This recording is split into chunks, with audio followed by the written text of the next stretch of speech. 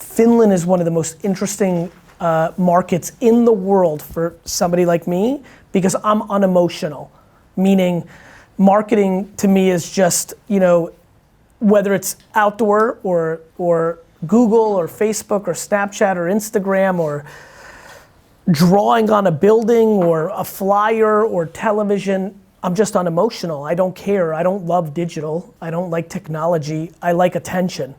Because if you have attention, then you can tell somebody what you're about. In Finland, per capita, the usage of Instagram and Facebook in comparison to how much marketing money is being put in there by the companies in Finland is one of the biggest opportunities in the world. The citizens of this country are using these platforms tremendously. The entrepreneurs are building small little things. The problem is, unlike America where the entrepreneurs are winning, so in America, every big company's in deep shit, for real.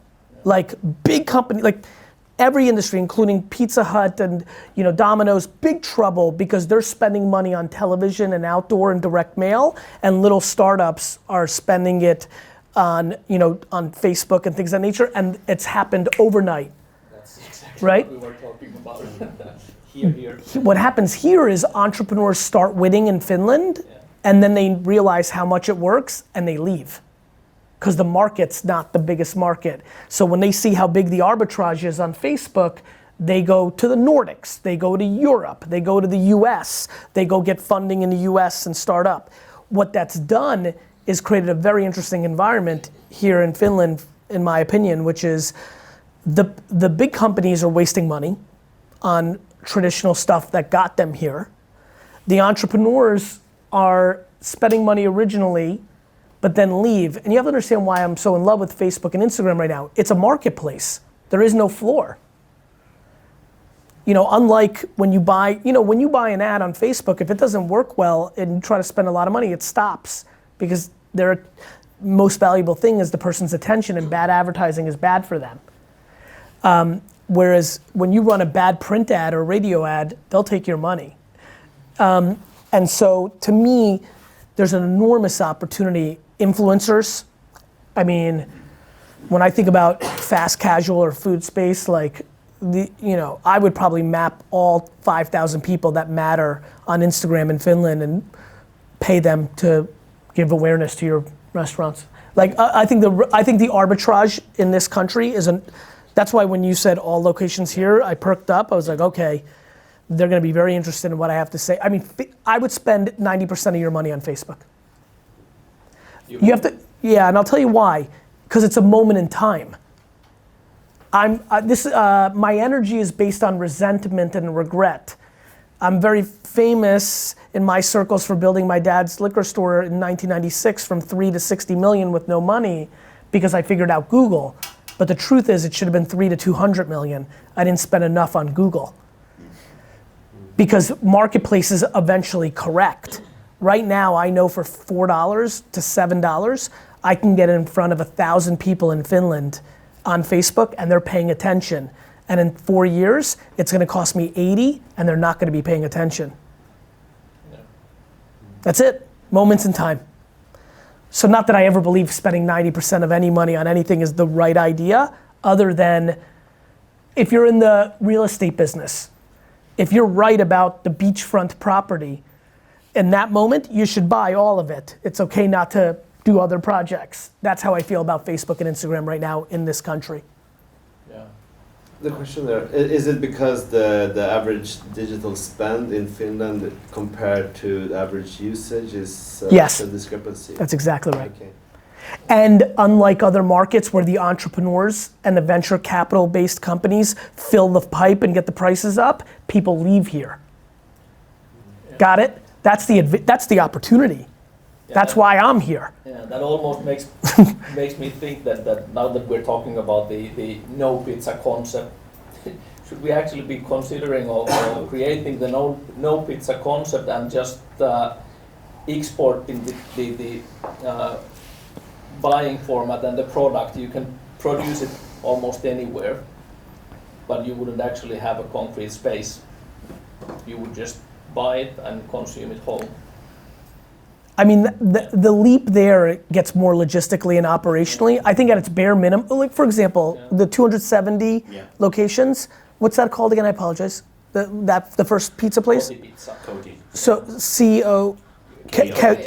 T-I. What do you spend on marketing? What do you spend your marketing money on now to make that company successful? How much is the spread now?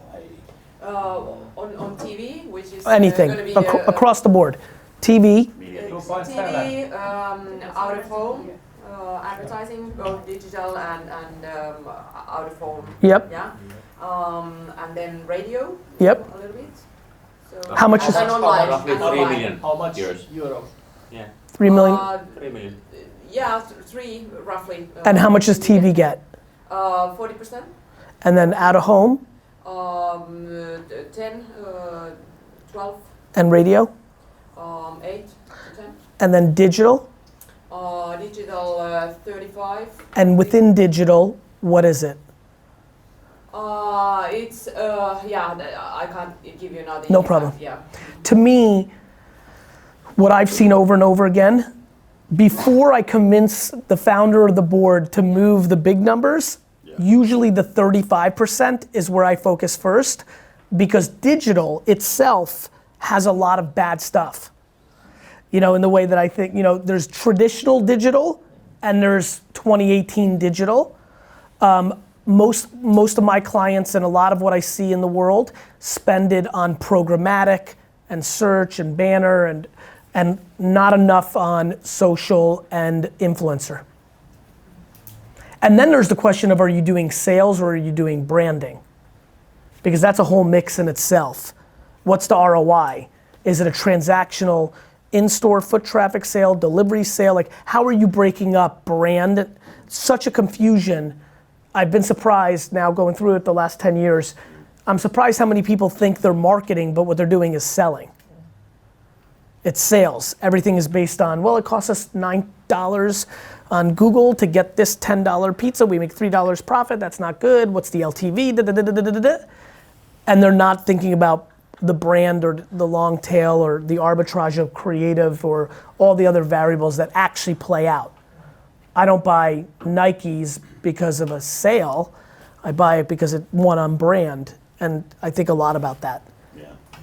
And then how do you replicate what you're, you know, to me the biggest opportunity for you is to figure out how Facebook 3-minute, 2-minute, 1-minute videos subsidize what you're doing on television. Once you figure that out, I think you'd be stunned by the ROI. Explain again. I think what you're doing on well, actually, let me take a step back. On television, are you doing what I see a lot of QSR companies doing? Are you doing promotional advertising or are you doing brand? Both. And what would you say is the 50-50, 80-20? What's your gut tell you? Well, now recently it has been, let's say, 75-25. Promotional. Brand. Great. So, you know, to me, my belief is that in this country specifically, that the amount of actual consumption of the commercial is far less than the way it's reported. That, you know, that the math, I don't know if you're using an internal MMM or how you're scoring, you know, the success of your television, but the most sophisticated scorers of television in the US and Europe and other parts, they're making too many assumptions of consumption of commercials. The reason they say it works is just the sheer amount of money they spend. Yeah. You know, I had one friend, I asked him to just turn it off and didn't feel the effects of business that much at all. Like, to me, I have a lot of clients. I had a meeting in the US and she says, well, Gary, you know, I do this. And she goes, Gary, but it didn't work. Digital didn't work, television worked. I go, okay. So I'm like, you know, I just know that that's not true 99 out of 100 times. So I said, let's talk, like I said, to her in the same way. I'm like, give me the details. And she smiled. She's amazing. I like her a lot. She smiled, so I already knew I was in good shape. She said, okay, well, I go, what did you do in the first? She said, it didn't work. I said, how do you know? She goes, well, in the first quarter of this year, we did digital. Okay. I go, in the last quarter, we did TV. So first I jumped on the fact that liquor sales in the US, 50% of it is done in the fourth quarter versus the first quarter, but that wasn't even it. I thought that was my aha. That was nothing compared to the next thing she said. She said, we spent $484,000 on digital in the first quarter. They spent 8.5 million on television. And I said, well, it's very interesting how people want to protect what they know or what got them there. I think Facebook videos, first of all, a couple things. Here's what I don't like about television and why I'm obsessed about Facebook. First, I think more people, if you spent $10 million, a million. If you spent $1 million on television, you spend $1 million on Facebook video ads, I think that more people would actually see the Facebook. That's number one. No, like actually see it. Number two, here's the most important part. There's a very big difference between somebody who makes 150,000 euros a year living in Helsinki and somebody who makes 42,000 euros living in a suburb of how they're gonna associate your brand and what value your pizza brings to them. The fact that television only allows you one piece of creative versus the fact that Facebook can target very specifically and you are able to make 8 pieces of creative. If you're 62, and you're 29, I have a funny feeling your brand, Cody, means something different. Your television is just doing one message. So it's the flexibility of scaled context is how I think about it. I'm sure if, let me just finish this and let's jump into it. If I ran a workshop and said, okay, let's talk about the demographics and psychographics of your customers, we probably have 7 or 8 meaningful groups. Eventually it becomes too small. But the first group may be 18 to 23-year-old males. The second one might be people that make 80,000 a year. Some may be in both. But once you get to those 8, if you make 2 videos per those 8, now you have 16 assets, and if you run your media, which I think is more efficient on Facebook, then you see where I'm going, how I spend that $1 million in a different way. So yeah, I had a related question about the budget. So one of the problems that econometric studies about marketing efficiency in Finland runs into with digital is it's hard to do digital a lot. We have 95% brand awareness in Finland. So our issue is not going into areas where we'd have higher brand awareness. Availability, opening hours, group dynamics dictate whether our marketing is efficient or not. If the shop's not open, if it's too far, if the queues are too long on a Friday night, there's very little we can do. Also, we sell to half of Finland. So we sell to a lot of nurses and taxi drivers and unemployed people and what have you. It might be an opportunity from a segmentation point of view, but the point is, how do you do social media marketing a lot? We know that we can spend 50K on it easily and be efficient. How do we spend $500,000 on it? Well, I would How do we spend yeah. 1.5 million on it? So that's what it runs to. If it's awareness, our logo needs to be everywhere, our message needs to be heard, that's fine. But we only have so many times of the week when our market is going to be tactically efficient, and we have 95% brand awareness. Well, in a world where, a couple things there. So that's great, I appreciate it. So, first of all, in a world where you have 95% brand awareness, if you're spending 75% of your 45% of your marketing budget on TV brand, you're already broken. Period. You've already wasted almost half your money.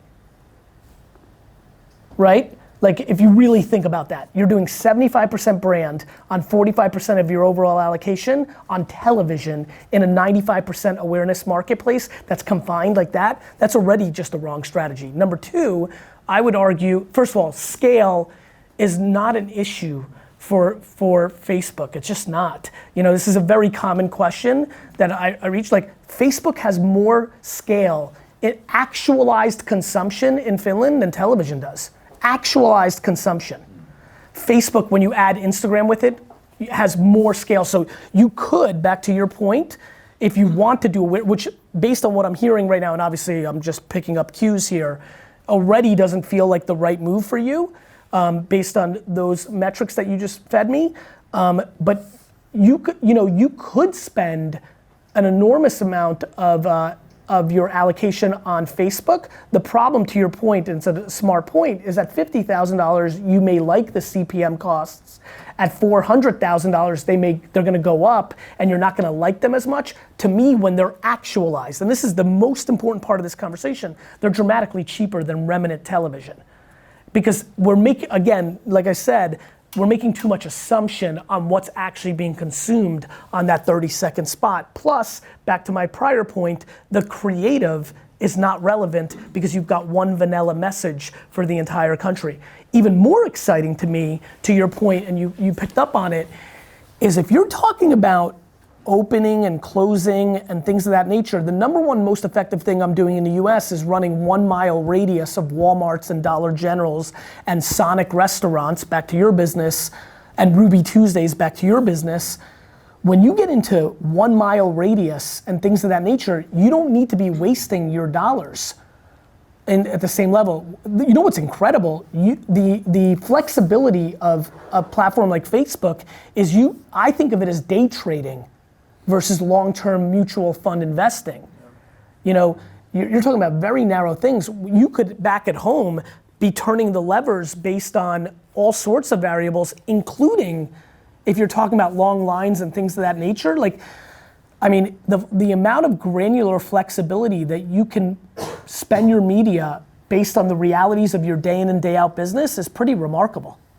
Including event marketing, traffic behaviors. I mean, pretty incredible granular stuff. You know, we were just at they're doing individual marketing, and I think that's where it's all going. Now they're in a different place financially and sophistication, but that is where it's going. And I think getting it from blunt, bloop, like marketing to as close as you can get to that individual basis. Individual meaning going towards the customer.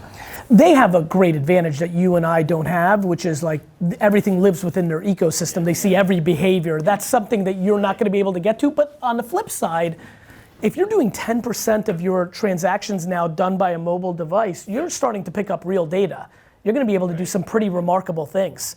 And lapsed users and things of that nature, you could do some pretty great stuff. Once you start targeting more accurately, like yes. you predicted, how important is the creative part? It's the variable. Should we be spending more money on creative? Yes. Okay. Now, but here's the problem. It's not fun for us business people. I don't like it. I hate being at the vulnerability of creative. It sucks. It sucks to spend $80,000, make something great, and then it doesn't perform. Unfortunately, it is the variable of success. One Facebook YouTube video for Dollar Shave Club created $1 billion exit. Yeah. Where's the beef? Just do it. Massacre priceless. Those are real things. Yeah. The problem is, it's all the same rules of television apply. The problem is we have so much more data to see what's working and not working. So we're holding the new world to an accountability that we don't hold the old world to. Yeah, so a question about loyalty. Yes. That's one of our things. If we got more loyalty, we get the loyal customers to buy at times when the queues aren't that long. I.e. that when they buy seldom, they always buy on a Friday night or a Saturday night when all the restaurants are busy anyway, so it's harder to sell more. If we get more loyalty, maybe we'll get them to buy on a Wednesday night. The other thing, I apologize real quick before you move on. That to me is another argument for Facebook. You're able to run more Tuesday, Wednesday promotion because what I love about it is when you have flexibility, you can map it to the reality of your business. For you and I, what's tough about some of these bigger marketing things is it's upfront and it's gone and there's no flexibility. So not only that, I'll tell you what's really amazing about your business is weather.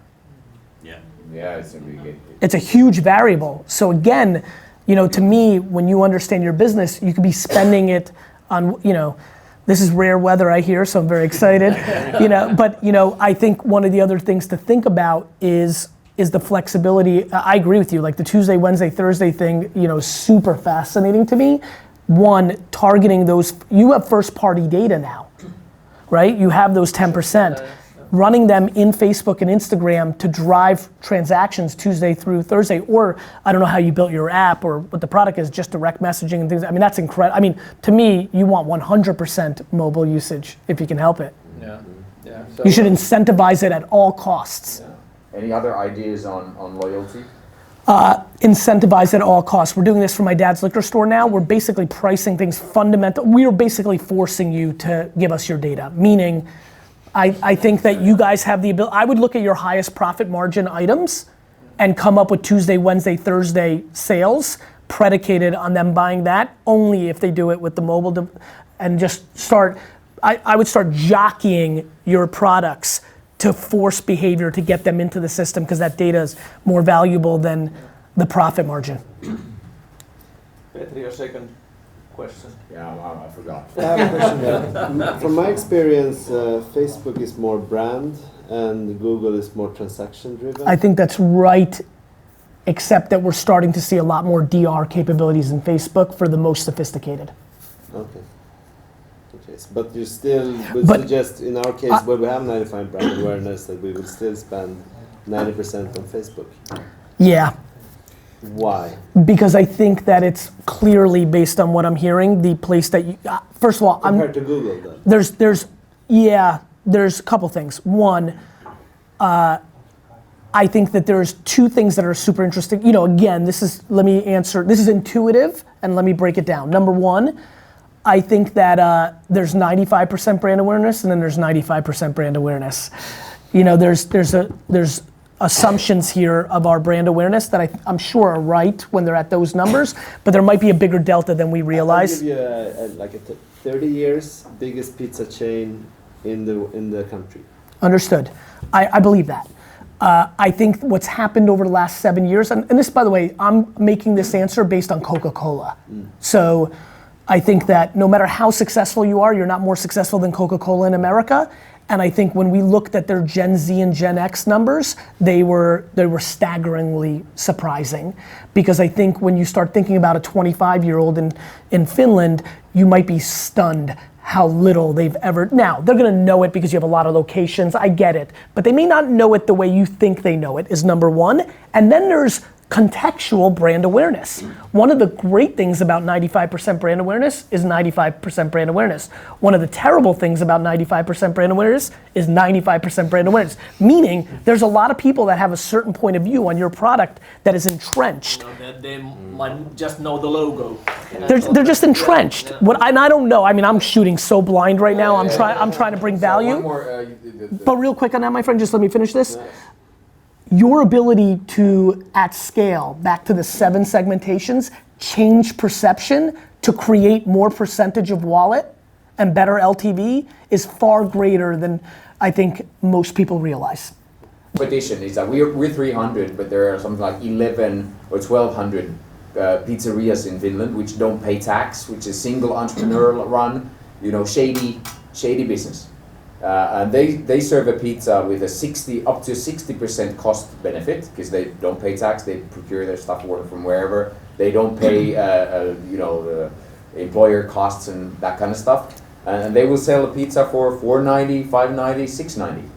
The only way for us to tackle that market is to introduce a coupon campaign where you can get the rare pizza for $7.90, which just about breaks us even, or even if that, you know.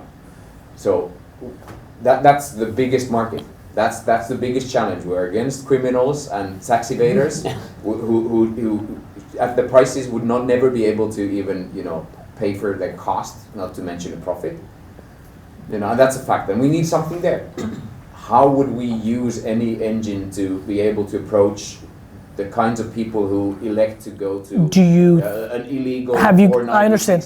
Have you guys debated a different brand to attack that world? Because I think the danger that you'll go down if you attack that world is diluting the brand, right? Yeah. We've all been stuck doing that. I've done it. All my friends have done it. All my competitors have done it. The dangerous thing that you just set up in my mind that I'm sure you're trying to think through thoughtfully is, one, FSI's couponings dilute a brand. Two, going there will dilute everything else you're doing where you have more margin. I think one of the things to debate is to rethink, you know, I know you're thinking about the no and you've got the Mexican thing, you got a lot going on here, so I have a lot of empathy, but it's very entrepreneurial, so that makes it exciting for me. You know, for me, my natural intuition is to go very far down the path of creating a different brand to attack that market, because I'd be too fearful to completely collapse. I mean, the amount of people who've lost this game and much more sophisticated, bigger global QSRs have been destroyed by seeing the scale underneath them, being seduced by that, going down there and then giving up everything on the above. So our best coupons or annual coupon campaigns take sales up to, it's an injection of up to 34%. What happens with the LTV of those people? Do you have any sense? We can't. Soon you will, when maybe. We can't differentiate between, who buys it, but we just know that it's the price sensitive who buy it. I'm just saying that. No, I get it. The base case, like the baseline for our marketing in a previous study 2 years ago was 86%. So our marketing only explains 14% of our sales, meaning that where the shop is open and where the shop is and what have you, if we can deliver, how long the queues are. It's so dominant. Our marketing only explains about 14% of our sales, but when we have a coupon campaign, we have an injection of 34%, which gives you some kind of an idea on how big the challenge is with the price. I don't think it's a challenge. I think it's a decision you guys have made to pander to short-term math. Now, that may make sense because you might be selling the brand to a PE for, I don't know what's happening here, but that's no challenge. I would argue that's the norm. What you just described is 99% of the businesses I see, because 99% of the businesses I see have to pander to short-term math, whether it's the entrepreneur's ambition to take cash out of the system or Wall Street. How can we do it? Couple ways. In a modern way. Yeah, a couple ways. To do it with paper couponing. So first of all, first thing to your point, I would inject immediately making the next campaign a mobile-only coupon.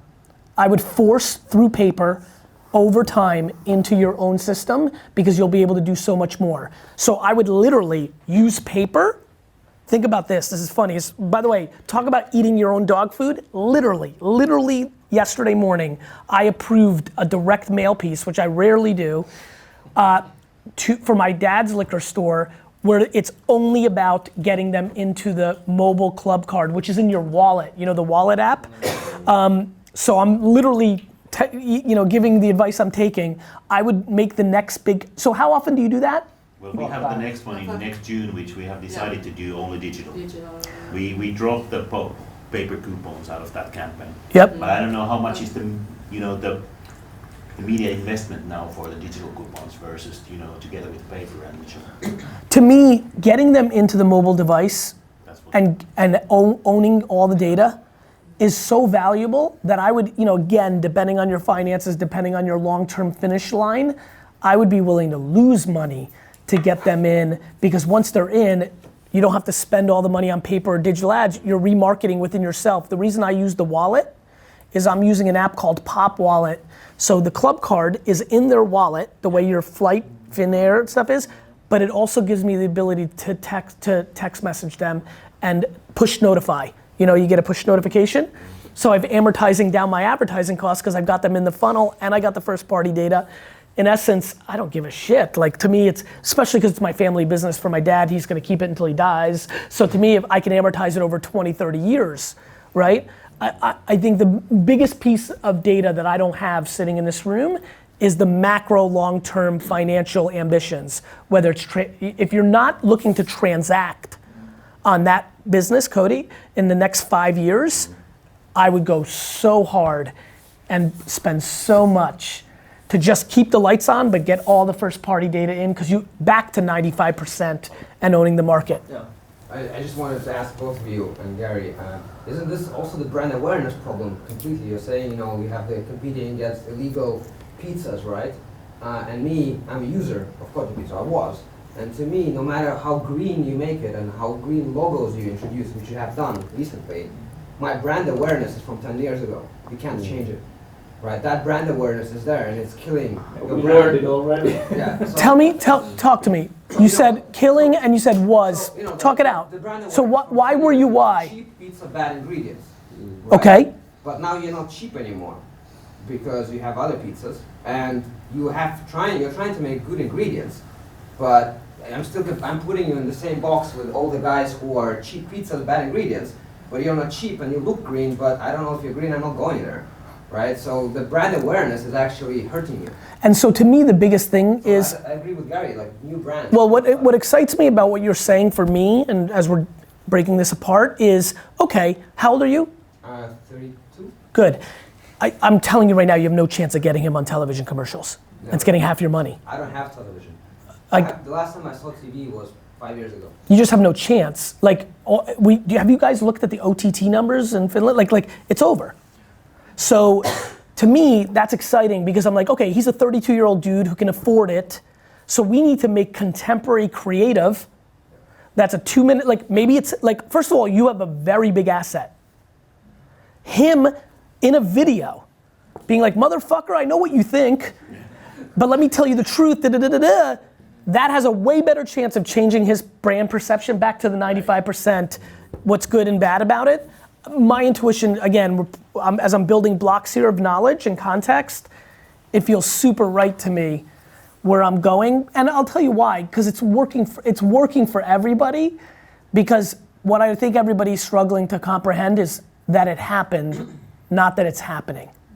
It happened. It's over. Yeah. Back to like digital coupons, it scares me too, because programmatic banners, pop, all that stuff, that can get very, I have the same scrutiny of programmatic as I do about, television. Do people actually see it? You're looking at around five minutes, but yeah, just a few, couple of questions. Forget the photo, this is business, this is much more interesting. This is what they care about. Yeah.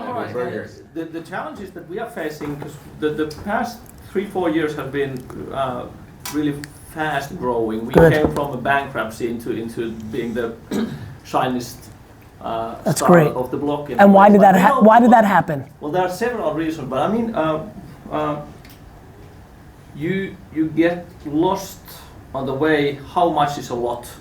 Because we've doubled the size within 3 years. Locations or with the revenue? same locations, or actually fewer locations. It's great. So double the sales. Why? Average ticket sale? Both traffic and average tickets. And also the whole redesign of the restaurants. Yeah, great. But I mean, you get also lazy in thinking that the formula that got us there. Of course, success is the biggest vulnerability. Well, that's the success formula. I get it. I feel, or I think that we feel that we won't double it with the same medicine. So I mean, this has been brilliant already. So that the marketing plans that we've been discussing about for the coming year or the rest of the year is that I think that we need to break the formula again. And let me tell you, great elements, but this has been. Let me tell you one thing that's great about this world as well. Unlike a lot of other worlds, you don't have to do it up front. Yeah. So what I would recommend is, that's what's so great. The media can be spent very, very, very targeted and at low numbers. You can start with $10 and $12 and $19,000 for that week or things and really, what's great about your business, unlike a lot of CPGs, is you're going to see it. Yeah. You do have that. You do have your foot traffic and the average sale data. So question, organizing, if you go and you change media agency as your partner with social media advertising versus doing it yourself? Preference is always yourself. Yeah. I mean. Can you do it with a media agency? Would you go like 100%? You can, but I would highly recommend, the reason my agency is having so much success is because it's independent and it wants to buy brands and businesses. You got to make sure to me, the answer is you can. Yes. First of all, somebody here has to know what the fuck they're doing, because if the judge isn't knowledgeable, whether it's internal or external, you're vulnerable. So I would say that's number one, and I would argue for both you two, at least, from what I'm gathering here, need to spend 20 hours, I mean it, reading or watching videos. You have to be knowledgeable about this. Communication is the number one most important thing that is just the way people decide at the end of the day. So I think, that first it starts with that, but my preference is always internal. People always laugh that I give that advice because I have a company, but it's better. Like, why pay a VIG if you can do it? I think the problem is this skill specifically, the reason people are struggling is it's such a valuable skill. Usually people leave, and so that's why they've gone with agencies, but I would definitely not work with a publicly traded company. If it's owned by one of the holding companies, you're dead. That I've learned very obvious, because they're trying to make margin. They're publicly traded. So if there's an agency you're working with, but it ladders up to WPP or Omnicom, you're finished. Because they're gonna spend your media to make the most margin for themselves, not for you. what I'm hearing you saying is that actually the thing that we were talking about earlier was that it's more from the planning to doing, in a way. So it's more tactical and just being all over the place in a way. Am I correct? Am I hearing it right? I think a lot of people, it's funny, you're hearing it right. Yeah. I find it fun, it makes me smile. People think what it is all over the place, throwing things on the wall, schizophrenic. No, I think you know what I mean? I think it's practical. To me, it's practical, but I understand why it feels all over the place, because it's not the way, it feels different. But to me, it makes sense. For example, in America, I do this all the time. Like, if you're trying to sell something to an African American family, it's a good idea to have African Americans in the video. That's what TV doesn't do. Like, why can't you guys make a video of two sisters going to the store and then targeting like women that have sisters? I mean, it's a lack. I would promise you this: if they spend 20 hours each and actually understood what Facebook actually does and how it actually works, you would never debate it any other way. It's literally the lack of education that is holding back organizations from it. Or other financial rationale, like your agency partners coming in and showing bullshit data because they can't make as much margin on Facebook as they can on television. I just love it. I mean, think that you just blew our latest 3 hours. But love it. You haven't touched on SEO, anything? Yeah, I mean, I think, to me, SEO is table stakes. Like, it's important. Like, you should have it there. But as you can see, like, even my energy, to me, a couple things with SEO. One, it's on its last half because voice is gonna kill it. Like, search is gonna be completely dismantled by voice over the next decade. So that doesn't have anything to do with what you care about with sales next year or next year. But when you have 95% brand awareness, if you do, as you say, to me, search is not the place where you're gonna get pay dirt. You're probably spending some there. You're probably organically doing your thing at some level. It's not the buying behavior of what I see with pizza consumption globally or other things. What you need is, back to his point, you need a perception change on that 95% or promotional oomph. That doesn't, as you said earlier. But if search will go voice, then we won't. You'll be in deep shit. Then Facebook ads wouldn't either be really, really good. No, I think what Facebook is passive content consumption. You said it right. Search is intent-based marketing. It's intent. When I can say, Alexa, send me a pizza, this is why I want you to build brand. Because the next thing, again, I don't know how long you're holding, again, I'm trying to be very business here, but if you're holding this on for a while, or when no pizza, it sounds like, especially if you're starting it and you're going global, in 7 years, when across the globe, people are saying, Google, send me a pizza, they better say, Google, send me a no pizza, because if they say, Google, send me a pizza, it's either gonna cost you a fortune for the lead gen ad, or Amazon's gonna own a pizza company, or have a private label, or, there's a lot there. All of that, probably. All of it, which is why building brand matters. My concern is, based on the way you're spending media and based on having the assumption of 95% awareness, I don't think your brand is contextual or as contemporary as you think it is to the 7 to 10 most meaningful segmentations that drive your business. That would be my intuition with the limited data that I have. And more importantly, what I love is it doesn't cost a lot to go out and learn it and try it. The thing that you're not gonna like is the creative cost against it. The media, in a year, you'll be blown away by the media efficiency and your world's gonna go upside down. Instead of 80% on media, 20 on creative, you're gonna start realizing it's more 50-50. The scary part is you have the math to show you that of the 50%, 80% isn't gonna work, which is gonna fuck with everybody here that cares about math. But what you don't see is that the 20% of that 50% done right pays for all of it. I need to ask one more question. Sure. What about the people not using core Facebook, but just using Messenger?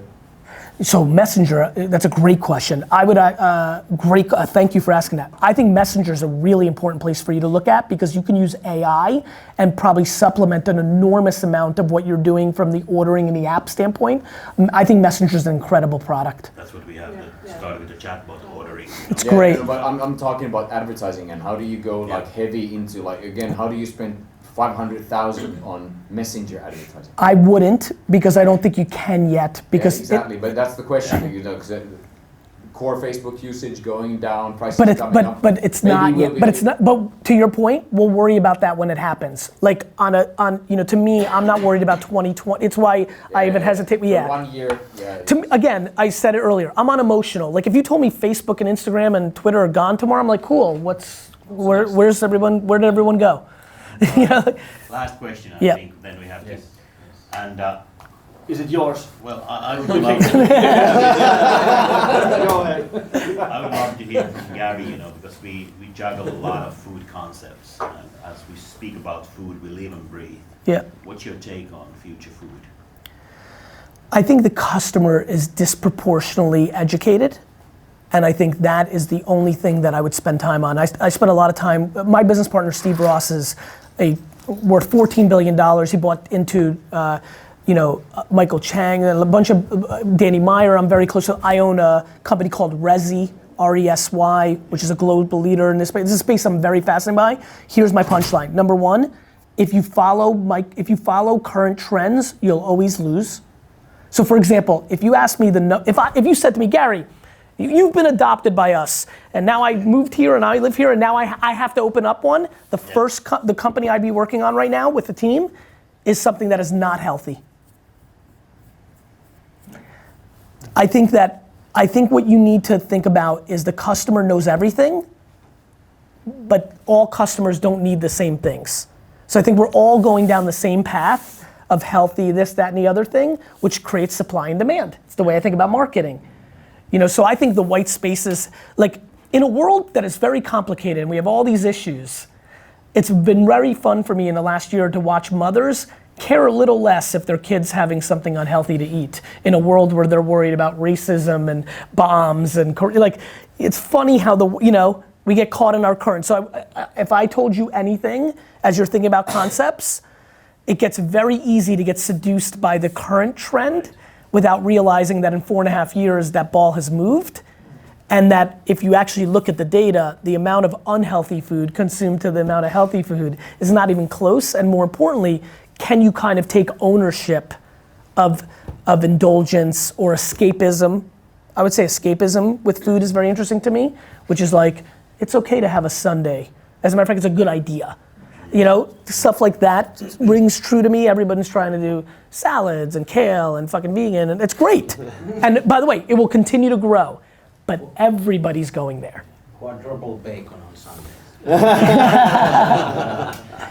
I think his point's the one that it's always dangerous to do a focus group of one, but I will say this, if you ask me on paper what's probably happening, that is a lot more real than you'd like to understand, especially in the face of success. It's where the opportunity is. Yeah. And I think the biggest thing is your communication is missing a lot of people because it's blunt objects. It's like why the US struggled in Vietnam. If you drop bombs but everyone's hiding, you're not getting them. And that's how I think this is. You have to go underground. Yes. And again, the key, and I'll say it again, it's the framework my whole company is going to work on. It's a kind of a mix of the old world, my old world, that's what I grew up with, and the new world.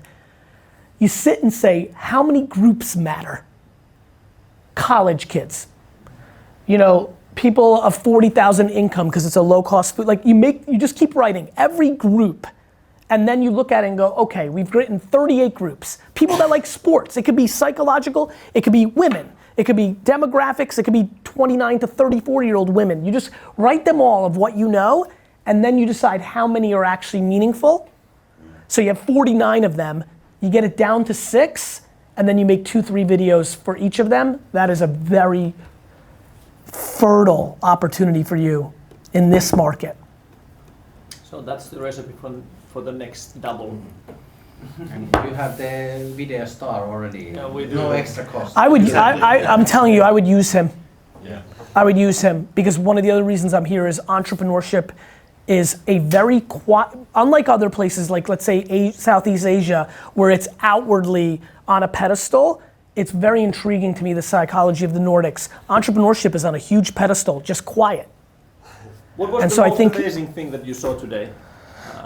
I literally flew in, slept, and came right here, so I haven't seen much. Okay, I mean, okay, so I saw enormous amounts of happiness on the citizens' faces because of the weather. It's the most amazing thing so far. So, But brilliance. Yeah. But I think he's a bigger asset, and I think you won't put him on a commercial, but if you make a video targeting 25 to 35-year-old fans of entrepreneurship, especially if he told the truth. If he took it The truth. right now, The from truth. boardroom and recorded it live, to me, I'd be like, shit, okay, that changed. 100%. Especially. Right now, if he took out his phone right now and made a live post to Cody Pizza, to the audience, they'd be like, wow, they're actually doing stuff.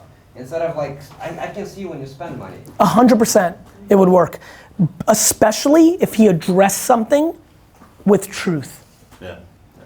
I don't know what something, I wouldn't go like everybody's criminal route. Not about the competition. I would take it insular and there's something absolutely there. Or ask a question. Again, Facebook, Instagram ads, 25 to 35-year-old male, I would do the first one, people that are into entrepreneurship. If he just said, hey, with technology now, I can listen. What do you want from us? What can we do? You just get free fucking content. Like, you'll get free feedback. They'll feel a part of it. And then if you guys did one thing that everybody said, one thing, this music, this color, this wallpaper, this influencer to show up at a store, and you showed that you listened, and then if you watch how I'm doing it. So he did that, you got comments, then you make a 2-minute video, and it's a voiceover.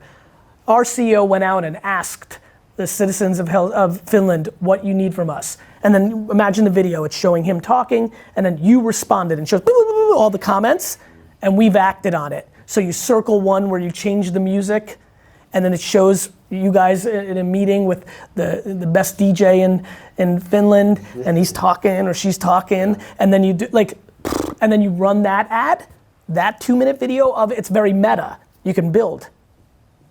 That's how it works. I see him getting impatient, but before you leave, can we have a group picture? Yeah, there's a good walls. I just want to say from Arctic Startup, it's like plan less. Well done, Gary. Thanks. Yeah, good luck to If you you. plan this stuff,